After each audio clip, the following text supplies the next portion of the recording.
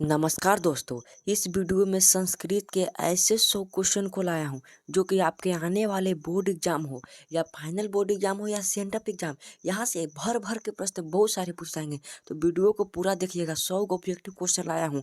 Video को and तक देखना। चैनल पर नए हो चैनल को सब्सक्राइब जरूर करना, ठीक है। अब वीडियो को एक लाइक कर देना। अब पहले प्रश्न को पढ़ते हैं, ठीक ना, बिना समय गवाए हुए। काहे कि आपके पास अब समय नहीं है, मात्र 3 से 4 महीना है मेरे भाई, और आपको इसी में पूरा तैयारी करना है। तो वीडियो को पूरा देखना। 100 ऑब्जेक्टिव क्वेश्चन लाया हूँ, यहाँ से बहुत सारे प्रश्न पूछे जाएंगे, पक्का मैं कहता हूँ। आओ पहले प्रश्न को पढ़ते हैं। पहला प्रश्न आपके सामने है संस्कृत का। प्राचीन काल में शिष्य को क्या कहा जाता था? प्राचीन काल में यानी पहले शिष्य को क्या कहा जाता था? तो प्राचीन काल में शिष्य को ब्रह्मचारी कहा जाता था। राइट आंसर ये होगा। अगला प्रश्न है, आराम आराम से जवाब देते चलिए, ठीक ना, कोई हड़बड़ी नहीं है। बागदान किस संस्कार में होता है? तो बागदान मेरे भाई विवाह संस्कार में होता है। संस्कृत का बुक है जिसमें 14 को पढ़ना है, उसमें से 45 प्लस ऑब्जेक्टिव क्वेश्चन आते हैं। हमें बुक का ऑब्जेक्टिव क्वेश्चन पूरा लाए हूँ, ठीक है। आओ तीसरा नंबर क्वेश्चन करा, सुलभ कौन है? सुलभ कौन है? तो सतत प्रियवादी। क्या होता है मेरे भाई? सुलभ जो है वह सतत सत्य बोलने वाले, हमेशा प्रियवादी होते हैं, ठीक है। अगला प्रश्न करा, नीति श्लोका पाठ में परम श्रेय किसे कहा गया है? तो नीति श्लोका पाठ में परम श्रेय धर्म को कहा गया है। यह प्रश्न 2024 के बाद फाइनल बोर्ड एग्जाम में पूछा था। अब आने वाले 2025 में भी यह प्रश्न पक्का पूछेगा, ठीक है। अगला प्रश्न है, हिरण्मयीन पात्रेन डैश दृष्टि, यह मंत्र किस उपनिषद से लिया गया है?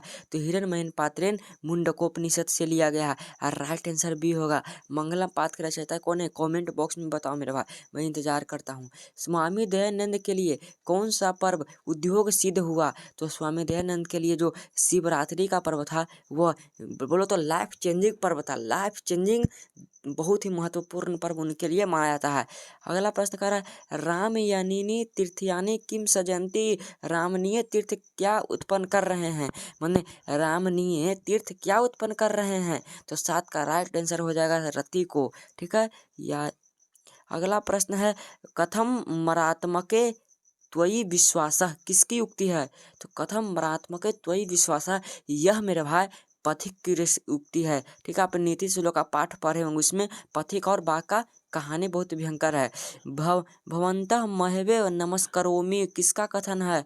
तो भवन्तः नमस्करोमि किसका कथन है? तो इसका राइट आंसर कर्ण का कथन है, ठीक है। कर्ण का कथन है। अगला प्रश्न है, घर में लगी आग को देखकर कौन लोग पलायमान हो गए? तो धूर्त लोग जो थे वह घर में आग को देखकर भाग गए, अब आलसी लोग जो थे वह नहीं भागे थे, ठीक है। अगला प्रश्न है, वेद रूपी शास्त्र क्या है? तो वेद रूपी शास्त्र मेरे भाई अनित्य है। क्या होगा? अनित्य। राइट आंसर ये होगा, ठीक है।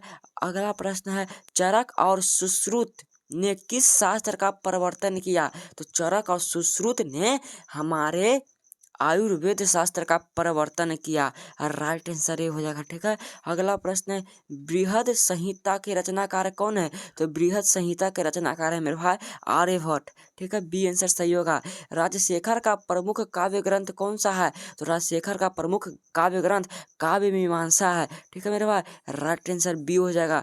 अगला प्रश्न है, कह रहा है यहाँ पे क्या करा, नारायण पंडित किस ग्रंथ की रचना की है? नारायण पंडित ने किस ग्रंथ की रचना की है? तो हितोपदेश नामक ग्रंथ की रचना किए हैं। वनमाला भावलाकर किस काल की सांस्कृतिक कवित्री थी? तो 17 का राइट आंसर हो जाएगा डी, वर्तमान काल की। अगला प्रश्न करा, चारों अलसियों को कैसे बाहर किया गया? तो केस को पकड़कर चार अलसियों को बाहर किया गया था। विभिन्न जाति और धर्म के लोग भारत में कैसे रहते हैं? तो एकत्व के रूप में रहते हैं, एकत्व के भाव से एकता के रूप में रहते हैं, ठीक है। अगला प्रश्न है, अहो अमीषा किमकारी सप्रिय हीन, यह पद किस पुराण से निकली था? तो 20 का राइट आंसर हो जाएगा भगवत पुराण से, ठीक है। ये बहुत ही इंपॉर्टेंट प्रश्न है। अगला प्रश्न, सप्तपदी कर्म कांड किस संस्कार में होता है? तो सप्तपदी कर्म संस्कार विवाह संस्कार में होता है। कर्म कांड सब 7 वचन लिया था 7 जन्म के लिए, ठीक है ना। भारतीय संस्कृति में कितने संस्कार हैं?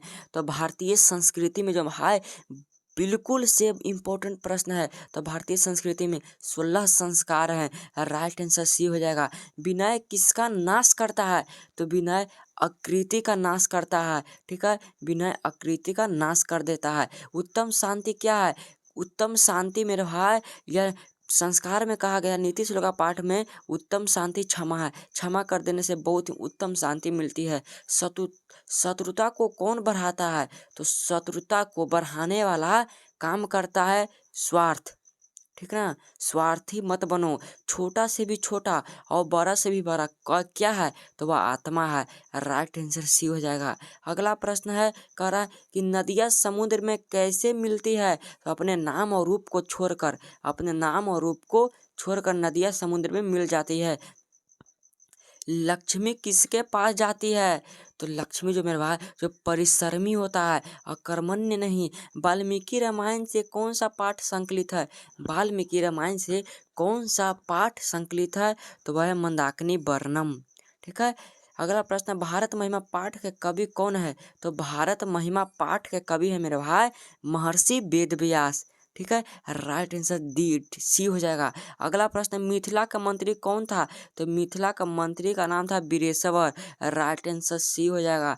आधुनिक संस्कृत लेखिकाओं में कौन प्रसिद्ध है? तो पंडिता क्षमाराव। ठीक है, देखना पंडिता क्षमाराव आधुनिक संस्कृत लेखिकाओं में प्रसिद्ध है। संस्कृत लेखिका में सर्व शुक्ल सरस्वती किसे कहा गया है? तो सही संस्कृत साहित्य लेखिका में सर्व शुक्ल सरस्वती विजयांका को कहा गया है। ठीक है, विजयांका का रंग कैसा है? तो वह श्यामला है।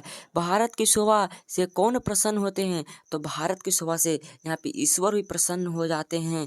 करा स्वामी दयानंद ने किस संस्था की स्थापना की थी? तो स्वामी दयानंद ने मेरे भाई आर्य समाज की स्थापना की थी कि धर्म समाज? बताओ इसका। तो आर्य समाज की स्थापना किए थे स्वामी दयानंद ने।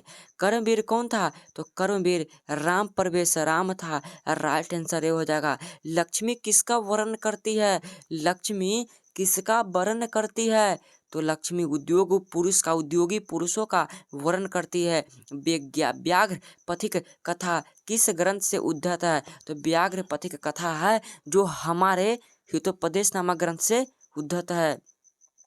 स्वामी दयानंद का बचपन का नाम क्या था? तो स्वामी दयानंद जो थे उनका बचपन का नाम था मेरे भाई मूल शंकर। राइट आंसर बी हो जाएगा 39 का। अगला प्रश्न करा, स्वामी दयानंद की शिक्षा की शुरुआत किस माध्यम से हुई? तो स्वामी जो दयानंद थी उनकी शिक्षा की शुरुआत मेरे भाई संस्कृत भाषा से हुई थी। ठीक है, अगला प्रश्न करा, सबसे बड़ा शत्रु कौन है? तो सबसे बड़ा शत्रु है यहाँ पे आलस्य। आलस मत करना, नहीं तो तुम सबसे बड़ा मूर्ख और शत्रु बन जाओगे। वास्तविक आलसियों की संख्या कितनी थी? तो वास्तविक आलसियों की संख्या 4 थी। 4 आंसर सी में है। ठीक है, अगला प्रश्न करा, अलस कथा पाठ के रचयिता कौन है? तो अलस कथा पाठ के रचयिता है विद्यापति जी। ठीक है, कह रहा ऋग्वेद में कितनी महिलाओं ऋषिकाओं का वर्णन है? तो ऋग्वेद में 24 ऋषिकाओं का वर्णन है और अथर्ववेद में 5 ऋषिकाओं का वर्णन है। ठीक है, याद कर लेना।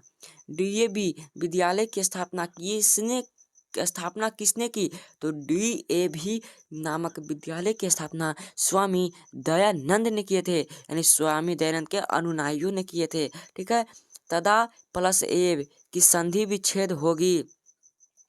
तथा प्लस एव की संधि होगी तो तदैव। ठीक है, अगला प्रश्न व्याकरण से कुछ प्रश्न याद कर लेना। उद्धार का संधि विच्छेद होता है, तो उद्धार का संधि विच्छेद मेरे भाई उत प्लस हार होता है। ये सब रूप पर चलता है, कुछ रूप होते हैं वो याद रखेगा तो संधि आराम से बन जाएगा। ठीक ना, ई प्लस अ का मेल कौन सा नया वर्ण बनेगा?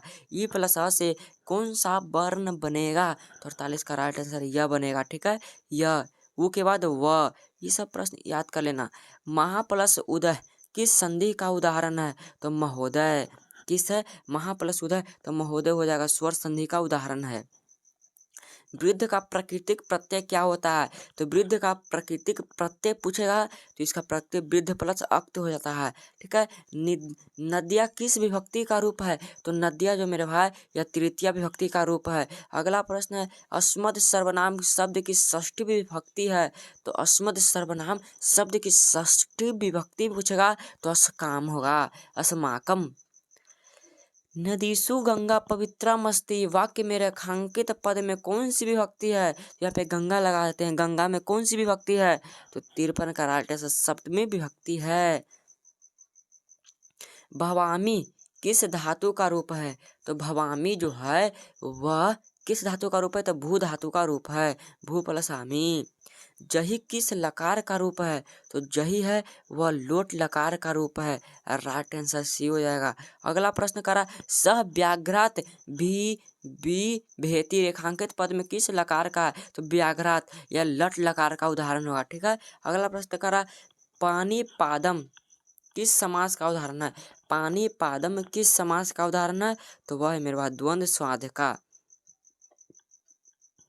मनोरथ शब्द का संधि विच्छेद क्या होगा? तो मनः प्लस रथ।